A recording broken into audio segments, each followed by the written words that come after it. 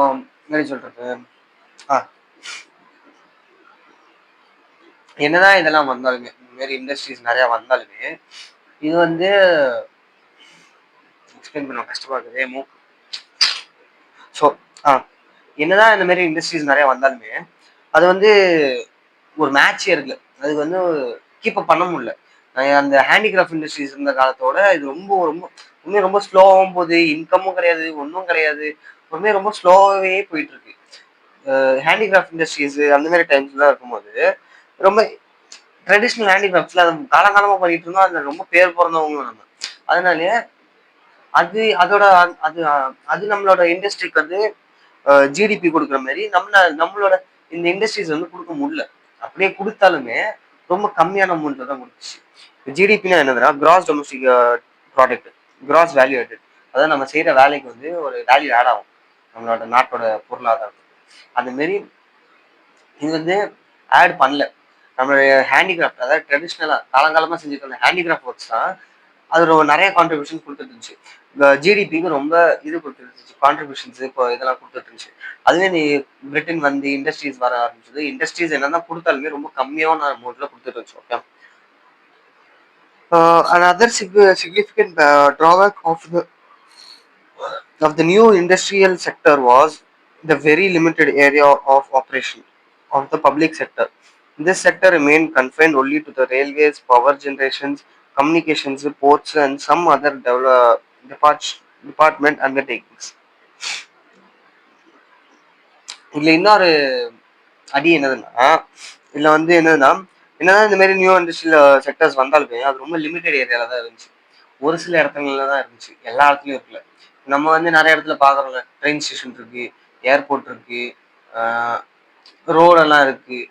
இப்போ இப்போ நம்ம காலத்துல இப்ப நிறைய இருக்கு. அதுவும் அந்த காலத்துல இருக்குல்ல, ஒரு இடத்துல தான் இருந்துச்சு. சொல்ல போனா இந்த கன்னியாகுமரி அந்த மாதிரி இந்த மாதிரி போர்ட் ஏரியாஸ்லாம் அந்த பக்கம் தான் இருந்துச்சு. போர்ட் எல்லாம் ஒரு இடத்துல தான் இருந்துச்சு, எல்லாத்துலயும் போர்ட் இருக்குல்ல.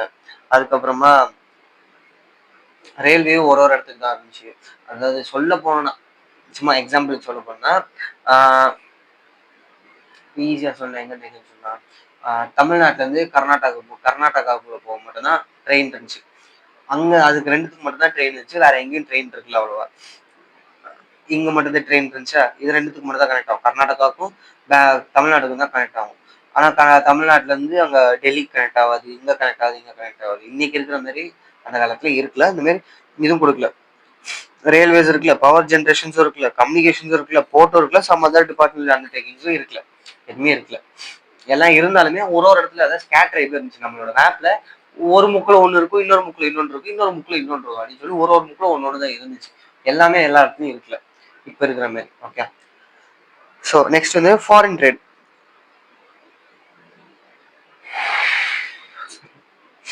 Okay. Foreign trade.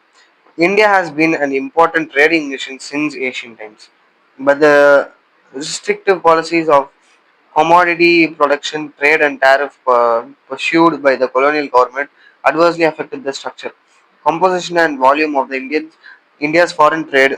Consequently, India became an exporter of primary products such as raw silk, wool. Okay. India வந்து காலகாலமா இந்த ஃபாரின் ட்ரேடு, அதாவது நம்ம இந்தியால இருந்து அரபு கண்ட்ரிக்கு போடுறது, மற்ற கண்ட்ரிங்களுக்கு ட்ரேடிங்க்கு போடுறது வந்து ரொம்ப பேர் போனதா இருந்துச்சு. நம்ம கண்ட்ரி ட்ரேடிங்லேயே பேர் போன கண்ட்ரி தான் நம்ம கண்ட்ரி தான். ஆனா நம்ம இந்த பிரிட்டன்காரன் உள்ள வந்த பிறகு அது வந்து என்ன ஆயிடுச்சுன்னா, அவங்க அந்த டேரிஃப், இது கோட்டா, அந்த கோட்டா இல்ல, கோட்டான்னு ஒண்ணு இருக்காங்க. டேரிஃப், அந்த கோட்டா, அந்த மாதிரி ஸ்ட்ரக்சர்ஸ்லாம் போட்டு நம்மளோட ஃபாரின் ட்ரேட வந்து அப்படியே முக்தி பண்றாங்கன்னா ஜப்தி பண்றாங்க. அது என்ன சொல்லுவாங்க, ஜப்தி பண்ணிட்டாங்க, அதாவது நிறுத்திட்டாங்க எல்லாத்தையும். அதுமே நிறுத்திட்டாங்கன்றது சொல்றதோட ரொம்ப வேல்யூ கம்மி பண்ணி விட்டாங்க. நம்மளோட வேல்யூ இங்க இருந்துச்சுன்னா அது இறக்கி கொண்டு வந்துட்டாங்க. Okay. Consequently India became an exporter of primary products. Primary products, அதாவது ஒரு ஃபாரின் ட்ரேடுக்குலாம் பிரைமரி ப்ராடக்ட்ஸ் தான் இருந்துச்சு. என்னன்னா raw silk, cotton, wool, sugar, indigo, jute, இந்த மாதிரி நிறைய விஷயங்கள்லாம் ப்ரொடியூசரா இருந்துச்சு, எக்ஸ்போர்ட்டரா இருந்துச்சு. Okay. and an importer of finished consumer goods like cotton, silk, and uh,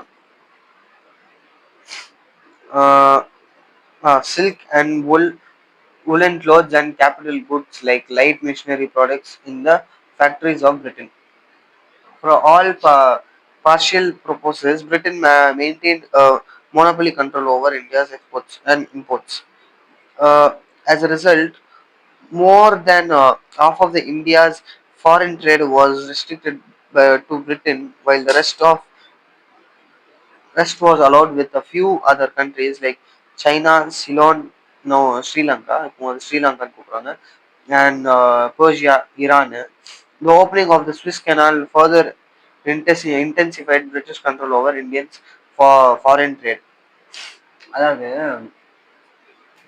எப்படி சொல்றது, பிரிட்டன் வந்து இந்தியா வந்து ஒரு நல்ல எக்ஸ்போர்ட்டர் அண்ட் இம்போர்ட்டரா இருந்துச்சு. நம்ம நாட்டில் எக்ஸ்போர்ட்டும் பண்ணுவோம், இம்போர்ட்டும் நம்ம தான் பண்ணுவோம். நம்மளை வந்து வெறும் ஒரு எக்ஸ்போர்ட்டரா மாற்றினாங்க ரா சில்க்கு, ரா காட்டனுக்காக.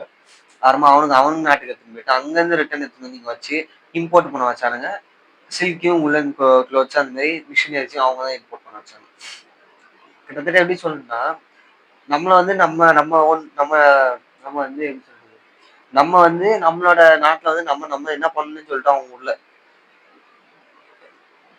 அவங்க எல்லாத்தையும் நிறுத்தி வச்சுக்கிட்டு நாங்க தான் பண்ணோம், நீங்க எதுவும் பண்ணக்கூடாது, எங்களுக்கு மட்டும் தான் வரணும், அவங்களுக்குலாம் எதுவும் போகக்கூடாது.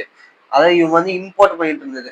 இந்த கண்ட்ரில இருந்து சைனாக்கு, ஸ்ரீலங்காக்கு, அந்தமான் நிக்கோபாரு, ஆப்பிரிக்காக்கு, அரபுக்கு, அங்கங்க ஈரானுக்கு அங்கெல்லாம் போயிட்டு இருந்த இம்போர்ட் எக்ஸ்போர்ட் எல்லாத்தையுமே நிறுத்திட்டு, சரி எக்ஸ்போர்ட்ஸ் எல்லாத்தையும்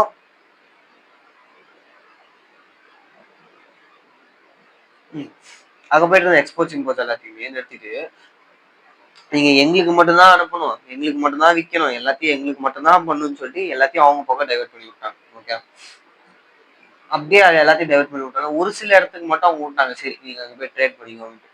சில இடத்துக்கு சொல்லணும்னா சைனா, சைனா சொல்லலாம், சைனா ஓகே, சிலோனு அது ஸ்ரீலங்கா, அப்புறமா பர்ஷியா, ஈரானு, ஓகே, இந்த இடத்துக்கு மட்டும் நீங்க ட்ரேடிங் எல்லாம் பண்ணிக்கோங்க அப்படின்னு சொல்லி விட்டாங்க.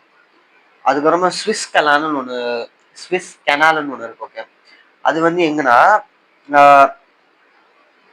இந்தியாவோட இப்போ இந்தியா மேப் எடுத்துக்கோங்க. இந்தியா மேப் பார்த்தீங்கன்னா லெஃப்ட் சைடில் ஆப்பிரிக்காக்கு கிட்ட ஒரு ரோடு போகும், ஒரு மாதிரி ஒரு ஓட்டை போகுங்க. ஓகே, அந்த ஓட்டைக்குள்ள இருந்து மேலே ஒரு இது இருக்கும், ஒரு சீ வாட்டர் வந்து அங்கே கனெக்ட் ஆகும். மேலே அங்கே கனெக்ட் ஆகிறது வந்து அந்த இடத்துல கனெக்ட் ஆகாது, ஆக்சுவலி அங்கே பிளாக் இருக்கும். அந்த பிளாக்கை நீக்கிட்டு அங்கேருந்து டைரக்டா பிரிட்டனுக்கு போயிடும். பிரிட்டன்ல இருந்து இங்க வர்றதுக்கு நல்லா டைரக்டா போயிடாது, அது அங்கேருந்து ஒரு இன்னொரு பாரிஸ் இருக்கலாம் மேல, இட்டலி கிட்ட அந்த வழியா போய் அங்கிருந்து சுத்தி அந்த பக்கம் போகும் யுனைடெட் கிங்டம்க்கு. அங்கிருந்து இப்போ கரெக்டா இங்க வரதுக்கு முன்னாடி, இப்போ பிரிட்டன்காரன் நம்ம நாட்டுக்கு வரணும்னா இப்படில இருந்து சுத்திட்டு வரணும். எப்படின்னா ஆப்பிரிக்கா கீழே இருக்கு, கேப் ஆஃப் குட் ஹோப்னு நினைக்கிறாரு, அந்த இடத்துல இருந்து வர வேண்டியதா இருந்துச்சு. இல்லாட்டி இங்க இருந்து அமெரிக்கா போயிட்டு அமெரிக்கால சுத்திட்டு இப்படி வர வேண்டியதா இருந்துச்சு. ஆனா இப்போ இந்த ஸ்விஸ் கேனால ஓபன் பண்ணதுனால, அந்த இடத்துல அந்த ஓப்பனிங் பண்ணி விட்டதுனால அங்க இருந்து ஈஸியா வர முடிஞ்சிருச்சு இந்தியா மேல இன்னும் கொஞ்சம் ரொம்ப கண்ட்ரோல் வர ஆரம்பிச்சிச்சு. அவங்களுக்கு இந்தியா மேல இன்னும் கண்ட்ரோல் வந்துருச்சு. இப்போ இனிமே அவங்களால எதுவுமே பண்ண முடியாது, அது மாரி ஆயிடுச்சு. ஓகே, நெக்ஸ்ட் வந்து